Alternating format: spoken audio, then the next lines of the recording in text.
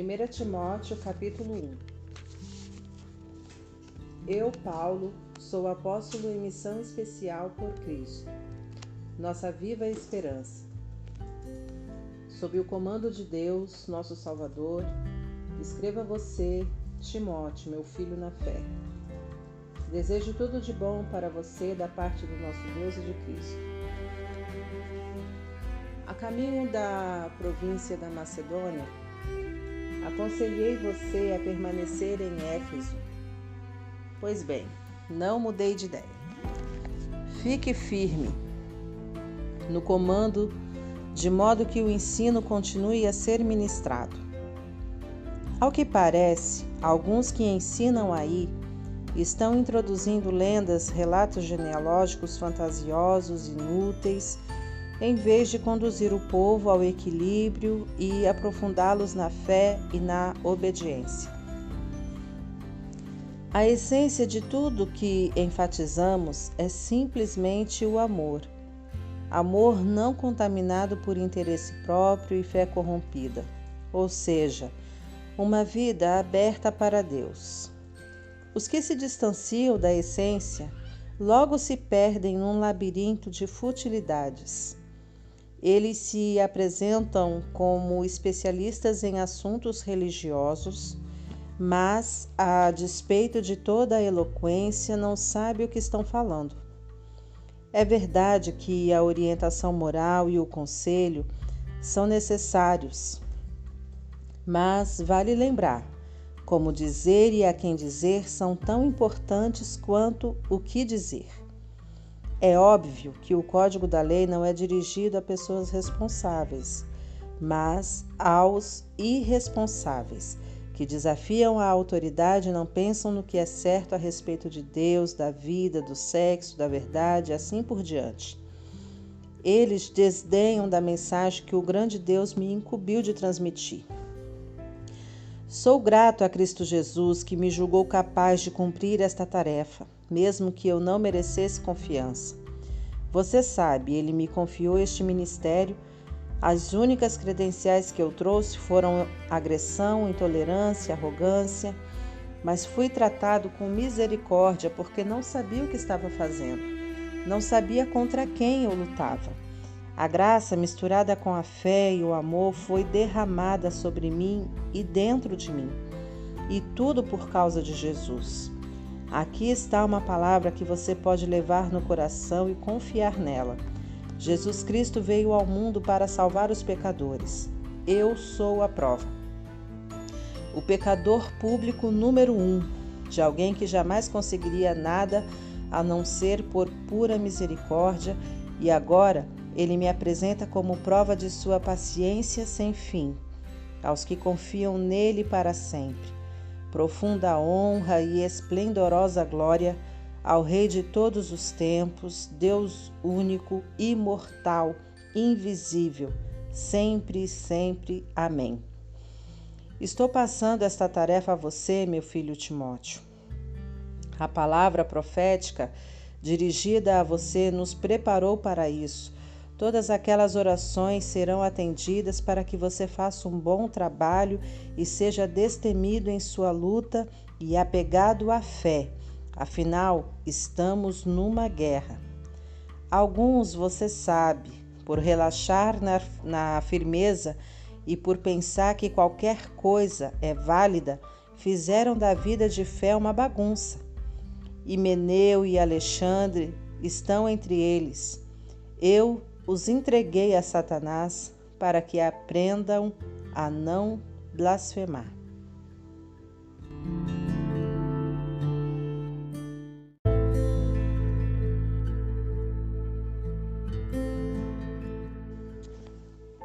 Capítulo 2.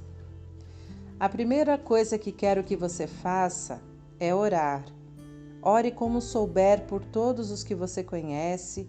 Ore especialmente pelos líderes e seus governos, para que governem bem, de modo que estejamos tranquilos quanto à nossa vida simples, em contemplação humilde. É assim que o Deus Salvador quer que vivamos. Ele quer que não somente nós, mas todos sejam salvos e conheçam a verdade que nós aprendemos, que existe um Deus, apenas um, e um sacerdote mediador entre Deus e nós, Jesus, que se ofereceu em resgate por todos os prisioneiros do pecado para libertá-los. Pouco a pouco as notícias vão se espalhando e esta tem sido minha única tarefa: levar essas notícias aos que nunca ouviram nada a respeito de Deus e explicar como a mensagem opera, pela fé simples e pela verdade singela. Considerando que a oração está na base de tudo isto, o que mais quero é que os homens orem, em vez de ficar brigando como inimigos, e levantem as mãos santas para Deus. Quero também que as mulheres tenham sua participação, portando-se com humildade na presença de Deus, sem obsessão por ficar se enfeitando na frente do espelho ou correndo atrás da última moda, mas fazendo um belo trabalho para Deus, tornando-se belas dessa maneira. Não permito que as mulheres assumam o comando e digam aos homens o que deve fazer. Elas devem ficar quietas e obedientes como os demais. Adão foi feito primeiro, depois Eva. A mulher foi enganada primeiro, foi a pioneira no pecado, e Adão imediatamente depois. Mas o ato de dar à luz trouxe salvação, invertendo a situação de Eva. No entanto, a salvação vem apenas para os que perseveram na fé, no amor e na santidade, e isso os torna maduros. Tenham certeza disso.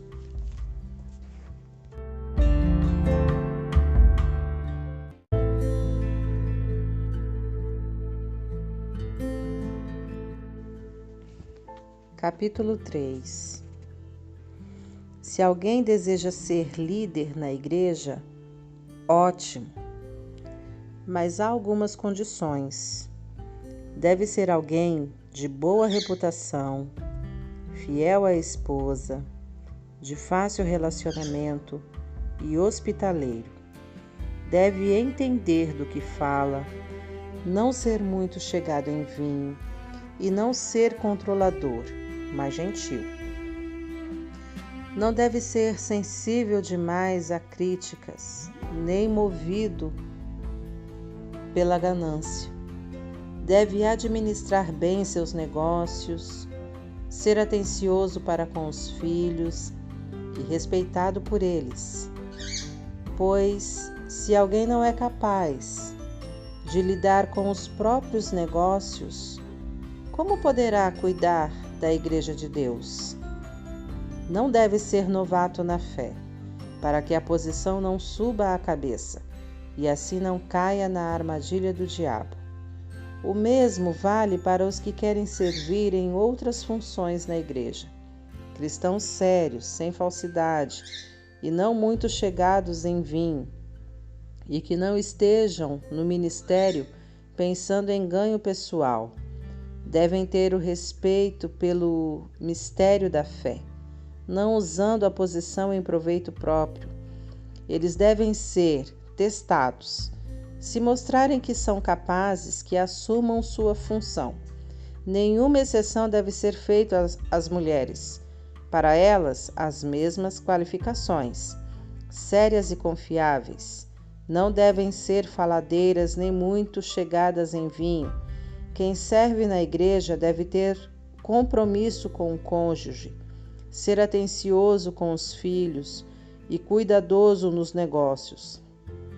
Os que cumprem devidamente o papel de servo serão respeitados, um crédito verdadeiro para a fé em Jesus. Espero visitá-los em breve, mas caso eu me atrase, escrevo esta carta para que você saiba como devem ser as coisas na casa do Senhor, a Igreja viva de Deus, defensora da verdade. A vida cristã é um grande mistério, muito além do nosso entendimento, mas algumas coisas são bem claras.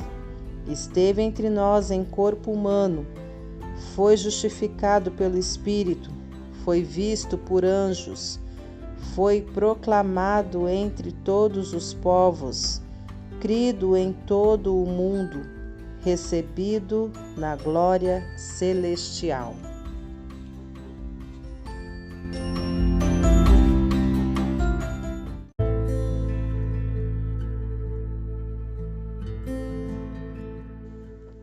Capítulo 4. O Espírito deixa claro que, à medida que o tempo passa, alguns desistirão da fé para seguir ilusões demoníacas ensinadas por profissionais da mentira. Esses impostores mentem tão bem e há tanto tempo que perderam toda a noção de verdade. Eles vão proibir o casamento, vão dizer que não se pode comer este ou aquele alimento, comida perfeitamente boa que Deus criou para ser ingerida com alegria e ação de graças pelos que conhecem a verdade. Tudo que Deus criou é bom e deve ser recebido com gratidão. Nada deve ser rejeitado ou jogado fora. A palavra de Deus e nossas orações tornam santo tudo que faz parte da criação. Você foi criado na mensagem da fé e se orienta por ensinos saudáveis. Agora passe adiante este conselho aos seguidores de Jesus e você será um bom servo dele. Afaste-se de histórias tolas que se disfarçam de religião. Exercite diariamente em Deus. Por favor, nada de flacidez espiritual. Exercitar-se numa academia é útil, mas a vida disciplinada em Deus é mais proveitosa e deixa você em forma hoje e para sempre. Pode acreditar. Guarde isso no coração. É por isso que nos lançamos de corpo e alma nesta aventura. Confiamos no Deus vivo, Salvador de todos os homens e mulheres, especialmente dos que creem. Transmita estas palavras, ensine todas estas coisas e não permita que ninguém o despreze pelo fato de você ser jovem. Ensine os cristãos com a vida, pela palavra, pelo procedimento, pelo amor, pela fé, pela integridade. Continue lendo as Escrituras, aconselhando, ensinando, quanto ao dom especial do ministério concedido quando os líderes da igreja impuseram as mãos sobre você, mantenha-o puro e ativo. Cultive estas coisas, mergulhe nelas. Todos perceberão quanto você amadureceu. Fique firme em seu caráter e em seu ensino. Não se desvie, apenas fique firme. Você e seus ouvintes vão experimentar a salvação.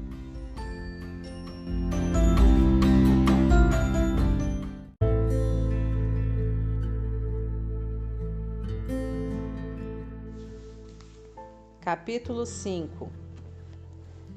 Não seja grosseiro nem impaciente com um ancião. Trate-o como se fosse seu pai e os jovens como se fossem seus irmãos. Respeite as mulheres idosas como respeitaria sua mãe e as jovens como se fossem suas irmãs.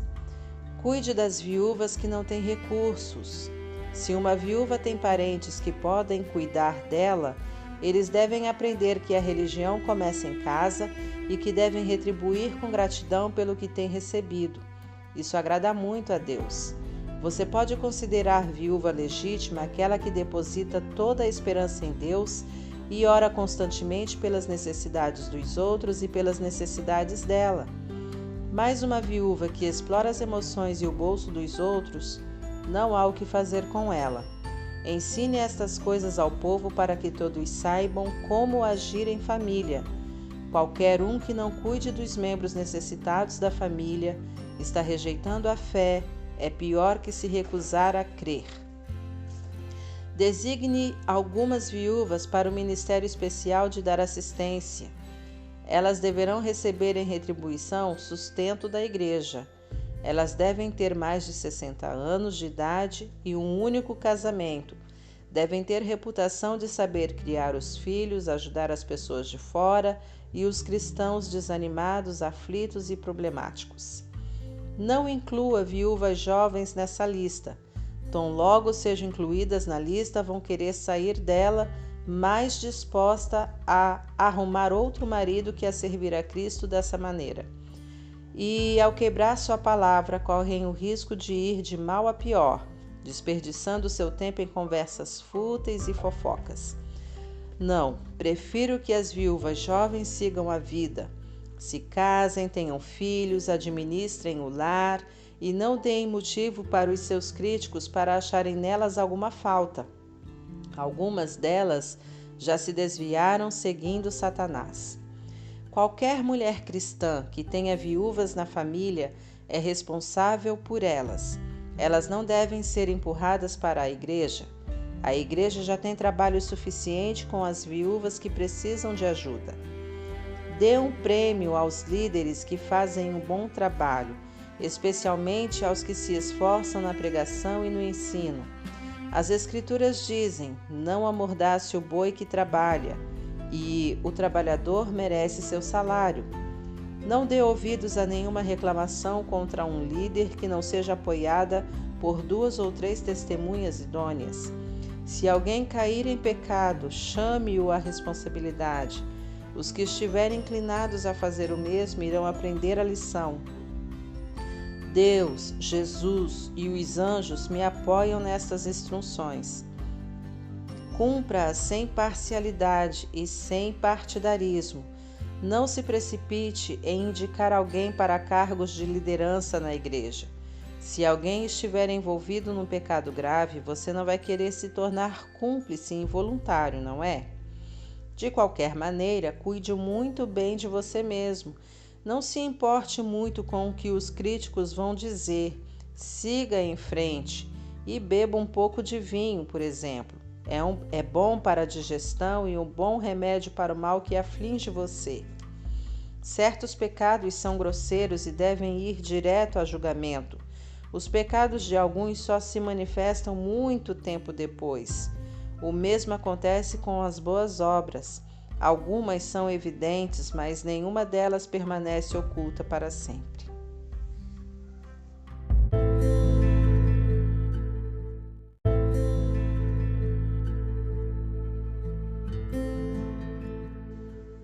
Capítulo 6.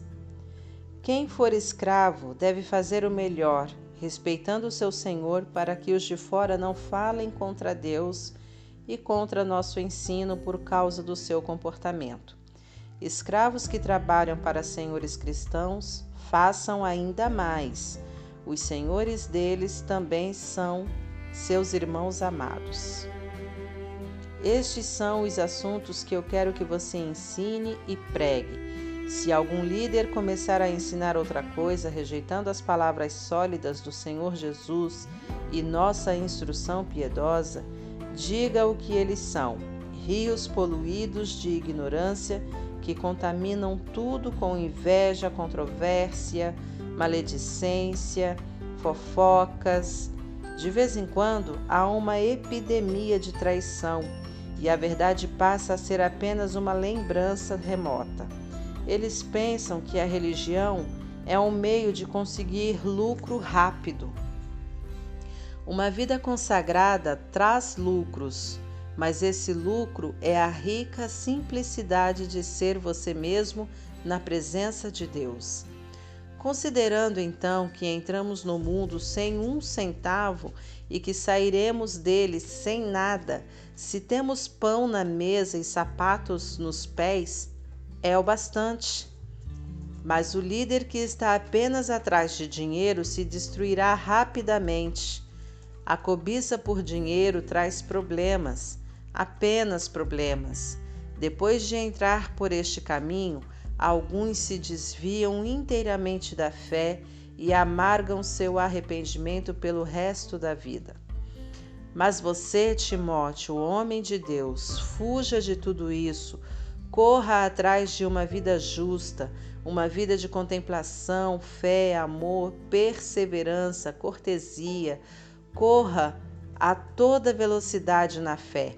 Busque a vida eterna, pois fomos chamados para ela.